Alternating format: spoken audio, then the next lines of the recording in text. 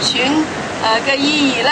就唔係為咗個人嘅榮辱，係我哋為咗支持香港嘅社會繁榮嘅基石，就係大家都應該互相尊重，同如喺議會裏邊掟蕉啦、潑水啦、掟台啦，甚至粗言穢語喺度謾罵嘅，我哋係希望咧和平咁傾偈，和平咁交換大家想要嘅嘢。向黃毓民咧就癲狗挑戰，就話因為咧我哋而家真正辯論嘅時間好有限，於是咧我哋邀請佢咧係隻抽單對單辯論。咁但到目前為止咧，